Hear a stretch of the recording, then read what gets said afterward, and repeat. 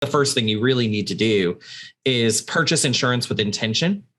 Actually sit down, look at the sample policy, find out what endorsements and exclusions are going to be in your policy. The state only does so much for you.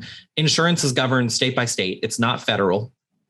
So for instance, in Louisiana, if you're going to buy a wind exclusion, you have to sign a form.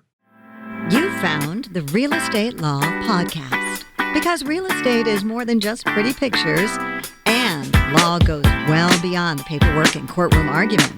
If you're a real estate professional or looking to build real estate expertise, then welcome to the conversation and discover more at realestatelawpodcast.com. Welcome to another episode of the Real Estate Law Podcast. Really grateful that you're listening to us again, because we have a really good episode, a topic that we have not covered yet on the Real Estate Law Podcast. And it's one of those episodes where we are surrounded by attorneys. It's not always the case, but we have two of them on the podcast today. So we're going to lean into the word law a little bit more. And I'm probably going to try to shut up as we have this discussion, because I don't want to say anything that the attorneys are going to just totally refute what I'm saying, which is probably going to happen. But we have award-winning attorneys. We have two of them right here who we just learned went to college together. You guys didn't know that, because Boston University is a large school, but you actually both graduated the same year from BU, which is pretty remarkable.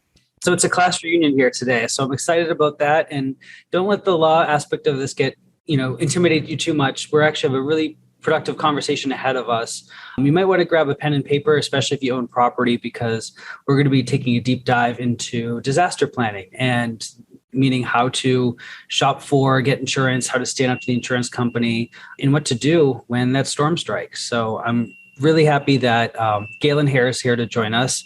He is an attorney, partner with Insurance Claim HQ, and they cover several states and have a presence here in Boston as well. So thank you, Galen. Welcome.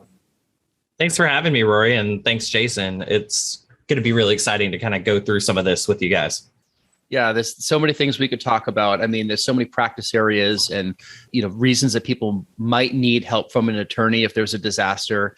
It could be weather related or not weather related. I mean, like you're based, you have operations in Louisiana. So my goodness, talk about places where hurricanes hit and flooding. And, we'll have to get into one of the best states in the country. We love New Orleans. It's such a fun place. And we're in the Northeast, and you're practicing here in Massachusetts. And I saw that, frozen pipes is on your list, as one of many things are. And that's something that we have a lot of personal experience with, unfortunately.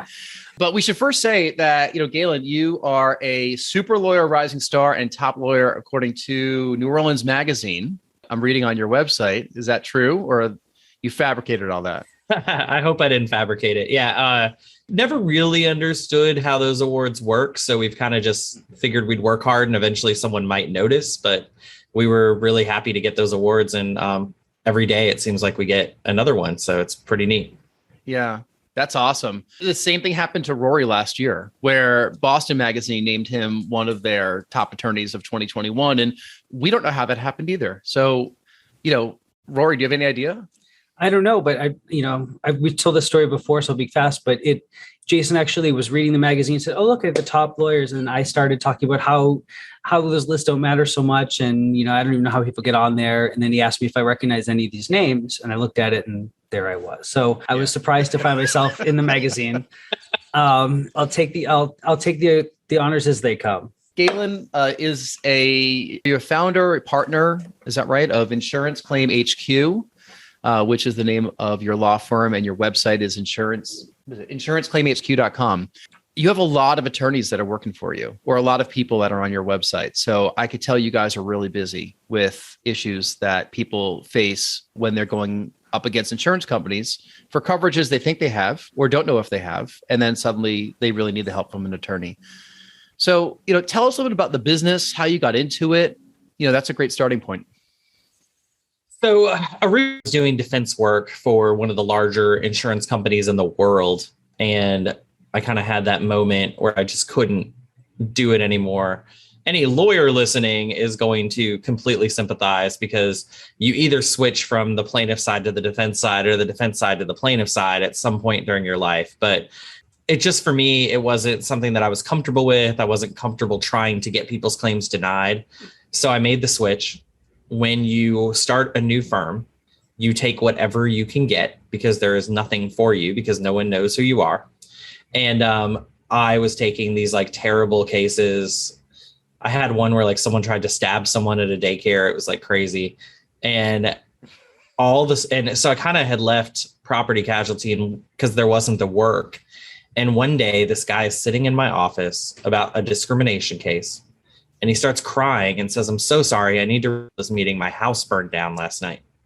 And I was like, "Oh, I know how to do this. I used to defend this work. Let me help you." And that must have been 8 years ago. And ever since then, it's been basically all property casualty all the time. Well, that sounds familiar, Rory, huh? Those early cases? The early cases. And I mean, what struck me was in 2011, when I first graduated, it was a different economy than we have now. First got my law degree. And I remember going to this job interview because I was interested in real property law. And they were a firm that they were a foreclosure mill, did just foreclosure after foreclosure after foreclosure. And, I showed up for the interview and the reception area has bulletproof glass all over it. Welcomed in. They, for some reason in the interview, felt it important to tell me that there were no advancement opportunities, that it's a family-run business and they have the top positions. I don't know why they would volunteer that in the first thing, but that's one of the things that pushed me into my own practice, just looking at the opportunities out there and knowing that, well, everybody needs a job. Yeah, you got to love when you go to a job in any field and the first thing they tell you is that you're never going to move up or ever be happy for that matter. And then they, for some reason, get really upset when you don't take the job. For the record, I don't think I got that job because even when I needed a job so badly at that point, I couldn't continue on with the interview with any sort of, earnest interest. I wasn't there. But, the practice that you've built, I must say that the job that you do working with clients against insurance companies is probably one of the hardest jobs, I think, in the legal field, because all your cases are so fact intensive. Every case is different and it really matters the nitty gritty details that go through. You're dealing with clients often in really difficult situations, difficult and emotional situations, where it's probably hard to navigate the process. And there's a big power differential between your clients and the insurance companies. And I don't necessarily just mean the size of one person against a monstrous corporation. The court procedure and everything favors the insurance companies. Every court delay that happens, every additional round of discovery helps the insurance company because they can wait to resolve the issue as long as they want to, but your client needs resolution now. So you really do have, I think, one of the hardest jobs in the legal field. So I just wanted to kind of kick off with that. I don't know if, what about doing that hard work kind of is rewarding for you? So it pays off. It's hard. And I really appreciate what you just said. That means so much to hear another lawyer say, because most of the lawyers I talk to every day are defense lawyers, and they do not think I have a hard job and they do not particularly like what I do. But there's something really, really neat. Of all lawyers in the country, I think the one award that I probably have won that no one knows about is I've been to more housewarming parties than any other lawyer in the world. I'm confident of this because we get our clients back in homes and they always invite us out. And I make a point whenever I'm invited of going, even if it's for 5 minutes because I've got to run to something else. So that going into someone's newly built home after they have lived through an absolute nightmare. I mean, I've had clients that were sleeping in their cars when they hired us, right? And there is something so cool about watching them surrounded by their friends and family smiling again when they've been through so many tears. So I get my reward every single time someone tells me they're back in their house. It really humanizes what you do. It just does. I mean, like, it's the people behind the cases and then their families and loved ones, and putting them back into a comfortable and safe environment that you've helped do. So, that's where I could see the work as being very rewarding. It's pretty neat. It's a great thing to do. I like laugh. I say, like, I have a corporate account at Bed Bath & Beyond, right? But as a result, like, I have, anytime you want to talk to me about like pots and pans or whatever, I've got very strong feelings because I've had to buy so many at this point. For housewarming gifts? Yeah. I was taught never to show up to a party empty-handed. So for housewarming, we always bring something. And some marketing person was like, here's what we're going to do. We're going to get these spoons and we're going to etch your name on them. And I was like, we are not. We are going to give people something that they will actually use. It's the mixture of the Southern charm. And then you came to college up here in the Northeast where everyone is like, tell it like it is, like in your face, a little bitter and jaded. And then you're back in the South with that Southern hospitality.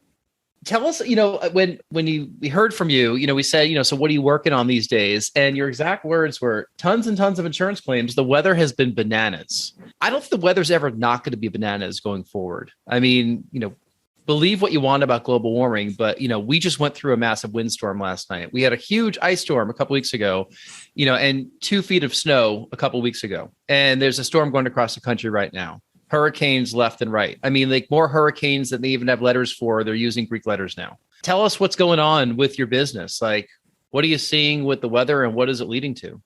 Yeah, so it's really funny because A, I'm based in the South, and B, I work with a lot of contractors who tend to be really conservative. So the dirtiest word I can use is climate change. I was just on a stage in front of a couple of thousand people in Dallas. And I said, it's the weirdest thing. It's almost like the weather may be shifting. And I don't think they got what I was saying. But look, it's here. I don't care about the politics behind it. You can't look at the weather and say that something's not changing. And it is. And it's not about whose fault it is or why it's happening at this stage. Unfortunately, that train has left the station and we're dealing with it now. So everyone's got to think about this even more than they used to. When Hurricane Katrina hit New Orleans in 2005, that was a once in a lifetime storm, right? And Hurricane Ida just hit New Orleans again in 2021, and that was a once in a lifetime storm. Hurricane Laura hit Southwest Louisiana in 2021, and that was a once in a lifetime storm. You are going to have multiple once in a lifetime storms during your life in your area, whatever your storm is. And you're going to start to have storms you're not used to having. A derecho hit the Midwest. Everyone forgets about this. A derecho hit the Midwest in 2020. A derecho is like a dry hurricane. That has not happened in forever. There is an area of Iowa that is leveled, and the news moved past it because I gave you the wrong year a minute ago. Hurricane Laura hit like in 2020, just a few weeks later. So everyone moved past like the mass destruction in the Midwest. So wherever you are, unfortunately, you're going to have to deal with this a lot more than you used to. It's a busy time for us, obviously, and I don't really see it going away. And that was never really the plan, right? When we got into this, to be for the one-off disaster and the rare people that would be injured. And now there's just thousands and thousands of people in any area of the country that need our help. Do you see people making decisions about where to live and where to do business based on the shifting weather patterns? And should they be basing the decisions on that? Yeah, it depends on the company, right? I think they should be. I don't think they are yet. I think we're going to see, some people are obviously, but I think businesses will start to make more and more decisions along that way. And look, there's a reason for that. And it kind of comes to the morality and the ethics of a company. When Hurricane Ida hit New Orleans, I had two things I had to think about. Most of our administrative staff and most of our attorneys are based out of just outside New Orleans, Louisiana, right? Even though we have offices around. And the thought process was, how in the world am I going to keep functioning as a business while protecting my employees? Because anyone listening to this knows that the job market is also bananas. Mm-hmm. If I get a good person, I cannot afford to lose them. So I had to attain 100% retention rate and stay at 95 to 100% working capacity during a once in a lifetime hurricane that destroyed our office. So the plan was to remove every single staff member and attorney to Birmingham, Alabama, where we put them up in apartments for free. We paid for their meals and we got them an office space. And wow. I was maybe the only law firm that did that from New Orleans, but I was not the only business that did that. And I think you're going to see more and more shifts in the way businesses think, because look, that was an expensive endeavor. And we as a firm cannot afford to do that every year. Right. So at some point, if you start to see a trend like, hey, we're spending a few $100,000 1 month every year just relocating our people, maybe we need to talk about basing our people somewhere a little bit safer. Our network of real estate brokerages, Next Home, just implemented a strategy in part to help those offices that are in the way. I mean, in the few years that I've been affiliated with Next Home, we've seen offices destroyed by fire in Northern California, get hit by hurricanes on the Gulf Coast, and have to come up with these contingency plans. So now we all kind of chip in money for the eventuality that an office is going to need to get back on its feet using help from its affiliates across the country. But that just seems like a bit of a Band-Aid here when you're talking about getting a whole business resituated. In your case, 2 states away, brought everybody up to Alabama. Well, and what you're talking about is amazing, right? Because that's becoming the standard conversation, is how do we help our affiliates, even if it's not a direct financial interest. And 10 years ago, that wasn't even a thought. People would have laughed if someone had said, how about we all chip in a little bit of money in case one of these offices has a problem? And again, that's what you're starting to see. And it's a great thing, because as much as people like to hate on millennials and whatever this new generation is that's in the workplace, one of the things they do want is to be taken care of and valued. And even what you're talking about, even that Band-Aid shows that, because other people from around the country are chipping in money to help them get back on their feet and keep their jobs. So, one of the things I kind of want to walk through and give people some practical takeaways here. So aside from just the choice of where to locate your home or your business, what are some things that people should be doing early on in the process? There's no hurricanes on its way, and they want to either shop for insurance or just start making smart decisions to prepare themselves for a disaster. What would you say to those clients, early on before anything happens to them? Yeah. So step one, and it's a little blunt, is just be better in terms of buying insurance. Americans are the worst consumers when it comes to purchasing insurance for their property. What do I mean by that? Rory, when's the last time you bought a car? You're in Boston, so you might be lucky and not have one. The last time I bought a car was in 2014. Yeah, see these Boston people. We drive them till they die. I mean, I bought a car in 2016 and I still have it. Both of you bought cars and you knew you wanted them to last forever, and they're important to you, right? And what did that process look like? Probably a test drive. Did you do any background research? I did some preliminary research. It was a used car, but I did some. Yeah, you did some. How much do you think the average consumer does in terms of background research for purchasing insurance for their home is? Purchasing insurance? I don't think so. They might know somebody, have a friend, or they saw a sign, or worse, a Super Bowl commercial, and then they just gave them a call. Yeah, I think 0 is the answer. And, in fact, it's almost 0 have seen their policy before they purchased it. Most people don't see their policy in the United States before they purchase their insurance. That is wild, because everything else you purchase in the United States, you see before you purchase it. Even on Amazon, you see a photo of it, right? It might not be an accurate photo, as we all find out, but we are a consumer culture that looks before we buy. We might make foolish choices. We might spend too much. We might buy something that wasn't a good investment, but we look before we buy as a culture. However, insurance has done this fantastic job of training us that they're so great and everything is so perfect that you do not need to look before you buy. And what's weird about that is insurance is supposed to protect the single largest investment most people ever make. It's one thing if they were selling you a pack of Skittles, right? No offense to Skittles company. We know what it is. It's a fruit candy. Some people love it. Some people don't. We know what we're getting. With insurance, they are selling you a document that is anywhere between 10 and 200 pages that talks about what they're going to do for you and what they're not going to do for you. And they don't even give you the opportunity to look at it before you buy it. You have that opportunity. Mm-hmm. They just don't offer it up to you and you don't ask for it. So that's the first thing you really need to do is purchase insurance with intention. Actually sit down, look at the sample policy, find out what endorsements and exclusions are going to be in your policy. The state only does so much for you. Insurance is governed state by state. It's not federal. So for instance, in Louisiana, if you're going to buy a wind exclusion, you have to sign a form. That's cool. But in Texas, you don't need a frozen pipe exclusion. You don't need to sign if you get a frozen pipe exclusion. And they had the pipe freeze just last year. It was absolutely terrible. Mm-hmm. And we got so many calls, hundreds and hundreds of calls. And we have 2 active cases from those hundreds of calls because when we signed them and we got their policy, we found frozen pipe exclusions all over the place. People didn't even know what they were buying. And most of them said, I would not have purchased a policy had I known that I was not going to get a frozen pipe coverage. And at the time, I mean, how many pipes were freezing in Texas? This was outside Dallas, right? Is that where all the pipes were freezing? Well, they froze all over the state because the power grid went down, which is a whole separate political discussion. But it was the largest single event of our time still to this day. Probably will be for a while because Texas is so big. But interestingly enough, Pipes were freezing in Texas for many, many years. I was a kid. I'm from Arlington, right outside Dallas. And once a year, we used to have to go put the styrofoam on the outside of our like outside water spigots. And like, we had to keep the water running. Like this did happen. It was a known risk. Anyone that lived in Texas knew it could happen, but it was rare. And they weren't even told that they were getting those exclusions. But the insurance company knew that it could happen. And they knew it could happen on a mass scale, or they wouldn't have invested in writing those exclusions into all of their policies. What prevents the insurance companies from competing on quality of policy? I mean, why can't an insurance company just say, we have the least amount of exclusions, we have the best policy, come explore policies with us?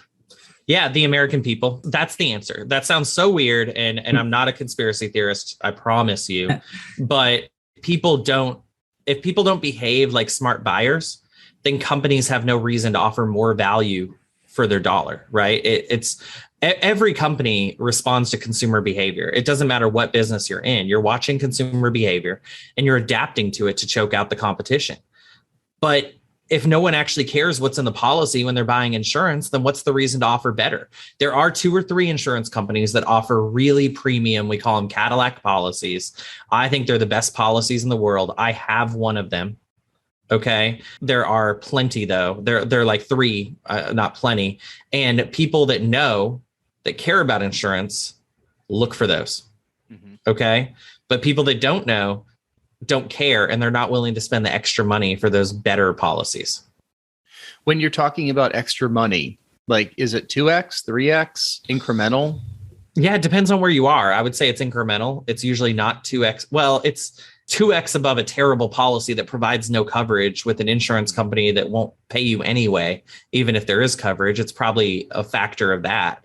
But I'll tell you what I pay on my insurance is 1.5 times what my next door neighbor pays. My claim is settled from Hurricane Ida. I am done. Everything is fixed. I am out of pocket, not a dollar. My next door neighbor is about to become our client because half of their house is still missing and they haven't received a penny. Wow. So I feel good about my 1.5 times price. Yeah. You mentioned Hurricane Ida. We see this on the news, obviously. I mean, like, it affects us here. The oceans are rising. I don't know if you see, any of the photos from when the Boston Harbor ends up on the sidewalk, but, that's always in the news these days, for really high tides, astronomical high tides, big storms coming in, as a way of like, hey, it's coming. I mean, this brand new neighborhood was just built right down the street from us right now, the seaport. And, there's going to be water everywhere at some point. So we see it here. We see it around us. You mentioned the Hurricane Ida, your claim was settled. Your neighbors, is going to become a client. Like, everybody have a claim after a storm like that. Like, you almost say it as though like, oh yeah, I got my coffee, they got their coffee. Like, to us, like, hearing something like that is like, oh my God, you had an insurance claim. But did everybody have one? Yeah. So there's 2 types of events. There's what we call single events where, well, they're all single events, I suppose, but there's isolated events, a fire. Someone leaves their Christmas tree on, they light a candle and it gets too close to a curtain, the house burns down. That's going to be an isolated event that hopefully is not going to affect more than you. Pipe freezes, also pretty isolated. That's what makes Texas so unique, is it was so widespread. But then there's mass events, and mass events, depending on the nature of them, can just take out an entire region. So personally, Hurricane Ida, when you look at the wind speeds, I do not think there is a home or commercial building in southeastern Louisiana that legitimately does not have a hurricane claim. Some people may not even see damage right now. They might have had a new roof, or they might have just recently built a building. So they're looking at it and it looks good, maybe a broken window, no problem. But if you brought out good engineers and did stress tests on those roofs, those buildings, those foundations, those piers, all of the structural components, you would find compromise on the vast majority of those buildings. And this might be a stupid question, but it's a business question. There are insurance companies that are still writing policies in regions where there are mass events, and mass events are happening more frequently. The once in a lifetime event that you've mentioned many once in a lifetime events. So clearly it's not once in a lifetime event, which is kind of the tongue in cheek right there. So why are they still writing policies? Yeah, so there's a couple of reasons. I mean, some of them are not going to. That's the reality. That's the scarier part, that we're going to have to deal with in 5 to 10 years is what will insurance look like? Will we have to switch to more of a government subsidized insurance system? Because we're already there. We have government subsidized insurance in almost every state already. Some of these carriers are not going to be able to afford it. We're going to see more of a consolidation across the industry. Over the last 15, 20 years, we've started to get a lot of small insurance companies, regional, based in one area or another. But when you have a big event in that area, it'll take that insurance company out. So you'll be left with like the really big companies that advertise during the Super Bowl that you're used to seeing everywhere, because they have enough risk spread out that they can survive a massive event in Massachusetts because they're making money from 49 other states. I wanted to ask also, so preparing for the long term, buying in advance and getting the right insurance policy is great. But what do you do when you're in the situation? What are some advice when you know a disaster is about to happen? So you already have your insurance policy, it's too late to change, but the weather shows a hurricane coming in 4 days. What advice would you give to people in that situation to put them in the strongest position afterward? Yeah, 2 things: prevent and document. Okay, so first is document. When you know something's going to happen, if you know, walk through your house. Take a lot of photos, take a lot of videos, exterior and interior. Take photos of your contents. You want like the crazy OCD advice. Once a year, you should be documenting the condition of your home and inventorying what you have in your home. I realize that is insane and no one does it. But if you want the real advice, that's what you should be doing. There are actually companies that will come value all your contents for you, because that's actually your largest asset, your home. It's all the stuff inside of it, because you took your whole life to acquire that stuff. And it's worth so much more than you realize. But that's the first step, is document. The second step is prevent. This is both a regular thing and when you know a disaster is coming. Again, OCD advice. I know we're all busy. It's a month. You should be going through your house and identifying things that need maintenance, that need fixing. That door that still squeaks, like, just get it to stop squeaking. Okay. It's probably not a big deal. It's probably not going to affect a disaster, but that window that suddenly doesn't close, water is going to get in through that window. Let's get that window closed. Right. So everything that you know you need to fix that's on your honey-do list or whatever, just set aside a Saturday afternoon once a month and get it done. If you can't do it, hire someone to do it. There's a good reason for this. Number 1, document you did it. Number 2, the biggest reason for denials or underpayments is what insurance companies call deferred maintenance. It was already bad. It was already broken. You're a bad homeowner, so you didn't do these things. We're just busy. We're not bad homeowners. But insurance companies are looking for ways to prevent that. And then right before a disaster, there will be kind of disaster specific protocols you can take, right? If it's a hurricane and you think water might come in, putting sandbags in front of your doors is obviously big. Boarding up your windows. If it's pipe freezing, as I said, in Texas, we all went and took those. I don't even know if those worked, but we all went and put those styrofoam things on the outside of our water faucets. Like, there's going to be disaster specific things where you figure out, okay, here's what's going to happen for this type of damage. And here's what I'm going to do to lessen it. You board up your windows before a hurricane, you're probably not going to have any broken windows. That's awesome. Your windows still may need help because of the wind speed, et cetera. But what you've prevented is debris and water from coming in through those windows, which lessens your damage, right? So whatever it is, you got to do that. Now, there's some things you can't do anything for. How do you, first of all, you're not going to know a hurricane's coming, an earthquake's coming.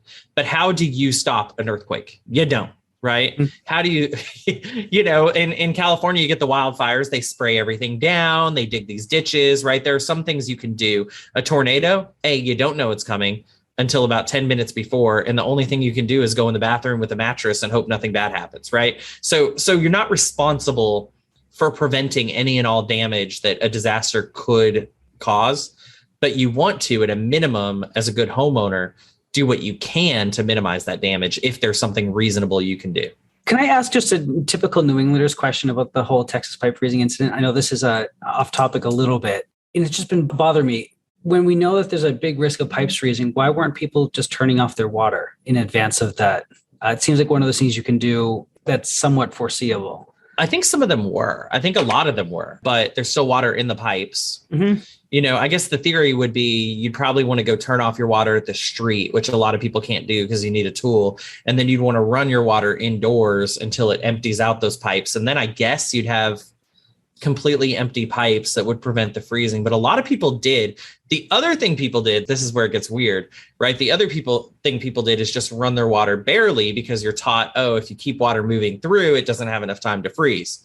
Two things. It got really freaking cold. So it froze a lot faster than they thought it would. And B, everyone was doing it.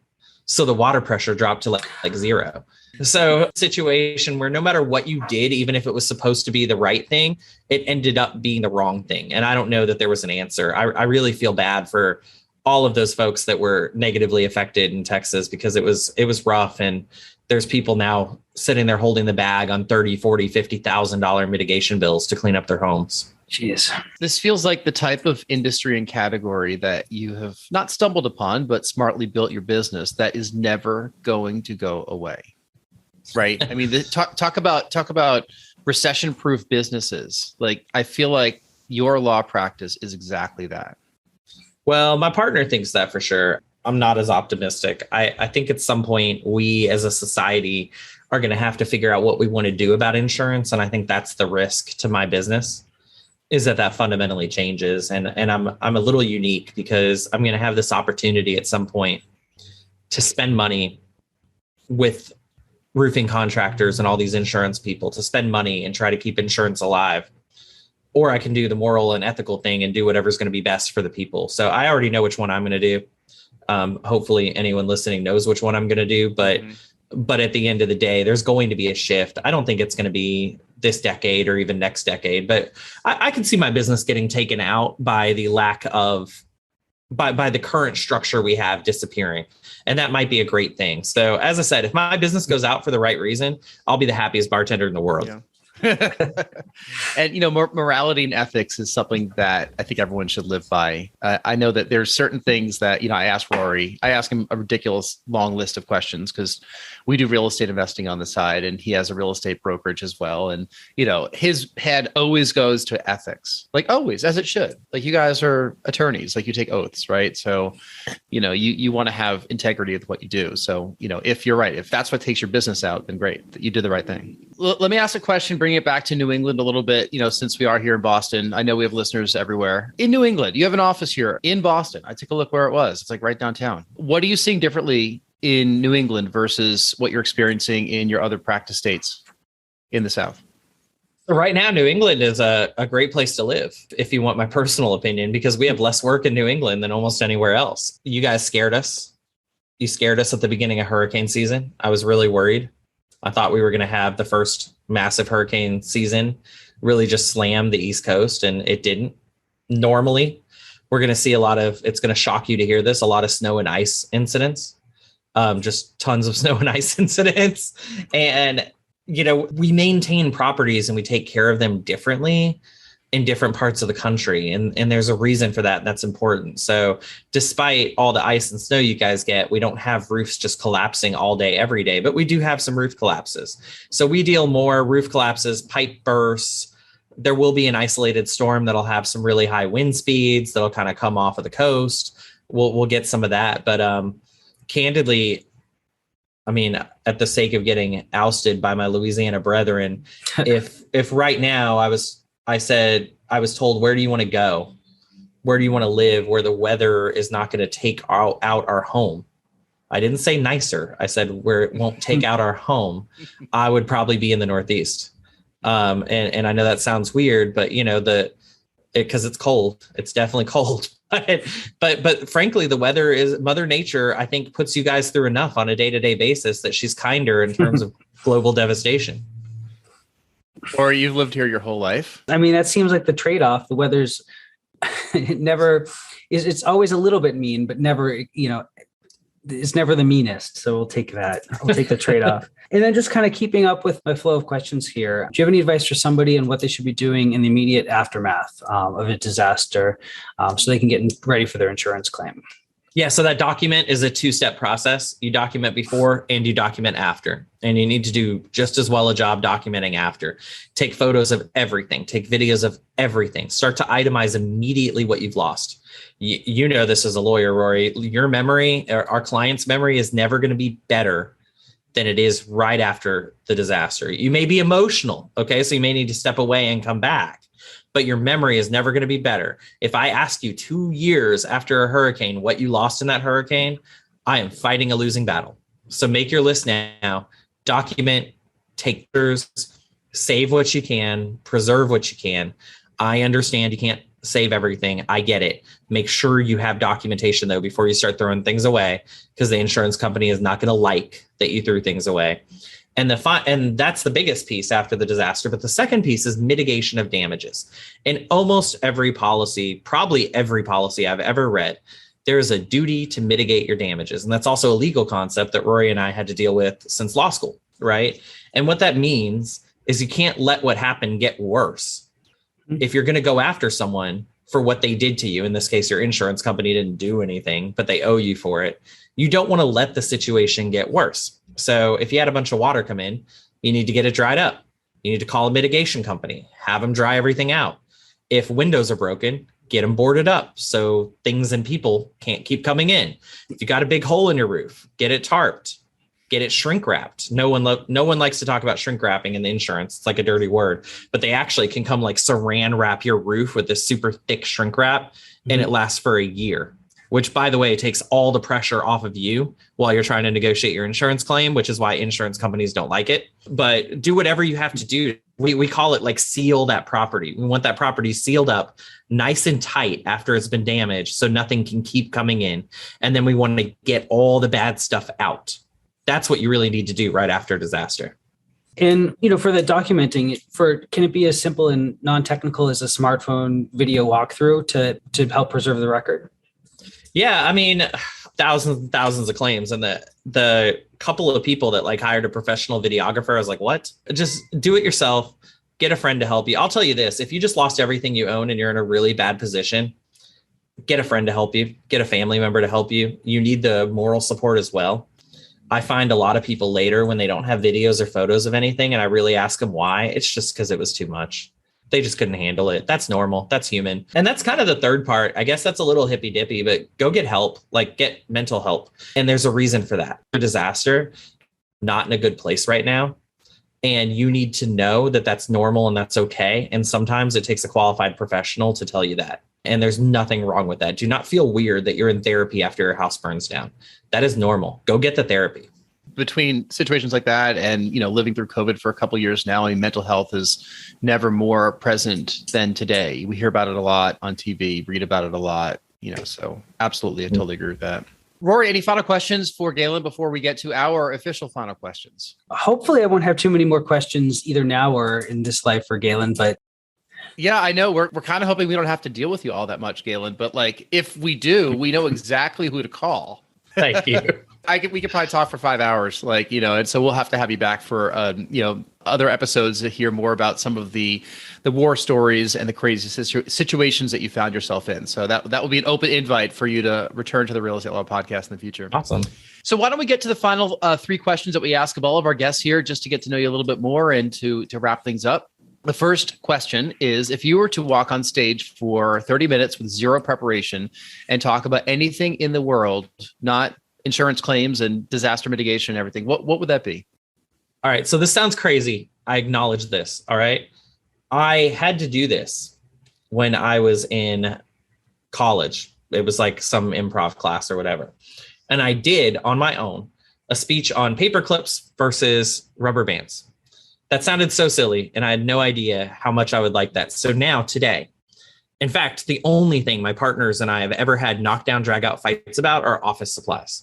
I have the weirdest habits, the strongest opinions, and I can talk about office supplies, where they come from, how they're made, why this one's better than that one, while the cost isn't justified. It is crazy. I understand. I hope no one hates me because of it, but I can talk about office supplies for hours. And would gladly do so if you give me the chance.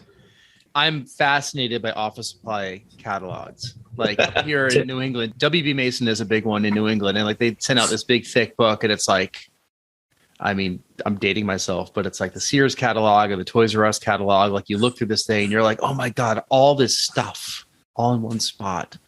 So I could really, would you have a favorite office supply? I've never asked that question before. Yeah. So I'm a Mason fan. They're harder to get down here.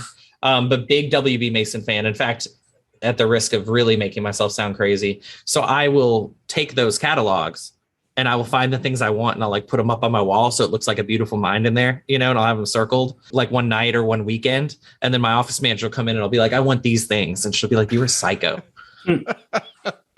I have an obsession with sticky notes too. Rory could actually attest to that. There's sticky notes everywhere, all color sticky notes. Love them. Okay, question number 2. Let's move on.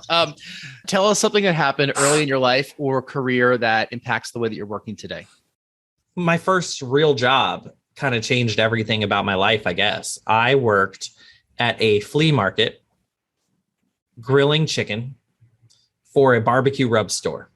And I guess you have to understand that, but it was called OBQ's Texas Spice. They made all these rubs. In Texas, when we do barbecue, we don't use sauce, we use rub. So it's just seasoning you put on it. And the way that we would sell this stuff is we would make like hundreds of pounds of chicken a day on a grill. And we would then cut it into tiny little pieces. And we would, I guess you can't do this anymore with COVID, but we would just yell at people like down the hall, trying to get them to come get free chicken. Like you've been to the mall and they got the crazy people with the chicken and they're like, free sample, free sample, free sample. We basically were those people, but Texan cowboy hats, the people of age were drinking beer, but I was like 15. And it changed my approach to everything I do. I learned how to engage people that didn't want to talk to me. I learned how to make people come in. I learned how to sell people things they didn't know they wanted or needed. And I've used that ever since, more in like a nonprofit way, like, how to get people engaged, how to get people happy. I don't really go out on the street and sell as a lawyer because that's unethical and we're not allowed to do that. But it has changed everything I've done from day one. I spent 3 years cooking, cutting chicken, and then forcing it down people's throat and explaining why it tastes so good. And I think without that experience, I would probably never have gone. Frankly, they also forced me to go to college. I was totally broke and they helped me get the funds to go to college, which was really neat. And they changed everything about my life. I still stay in touch with them to this day.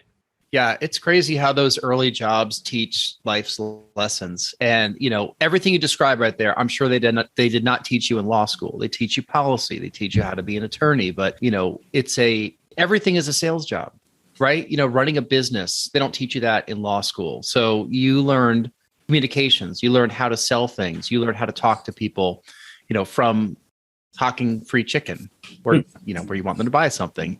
And you still remember it today. You said you still stay in touch with those folks. Like, I think we all have those jobs we had in our teenage years that we could remember vividly.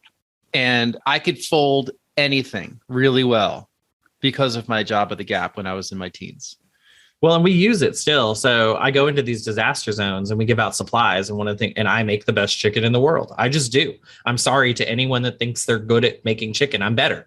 And one of the things we do is bring these big like trailer smokers and make just thousands of pounds of chicken for people and feed them because they don't have any food or the linemen are working and they're trying to get the power back. So we feed them for free. The other benefit of this job that I didn't realize I would actually use is you get free seasoning for life.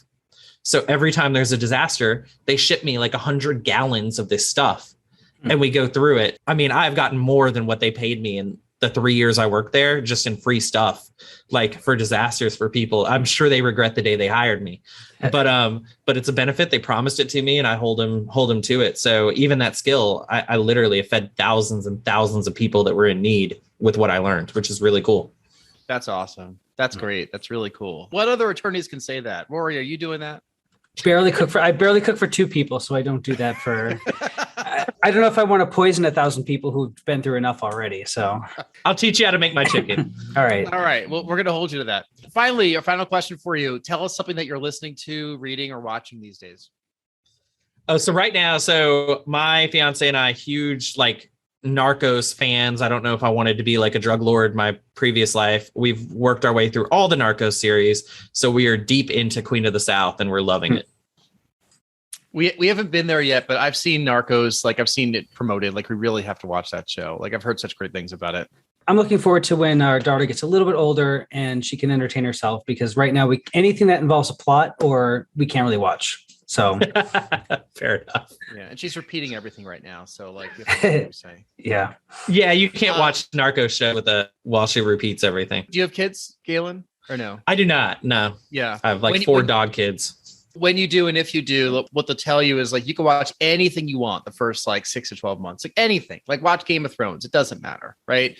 But then they'll start picking up on stuff afterwards. So you know, after then, it shifts very quickly over into Mickey Mouse Clubhouse. That's awesome. So great. So why don't you tell everybody where they could find you? Because if you are still listening, you're probably leaning into this conversation saying, how do I get a hold of this guy?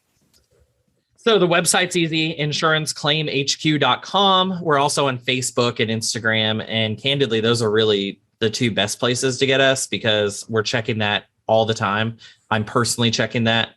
But if you really need us and it's an emergency, you can call us 844-CLAIM-84.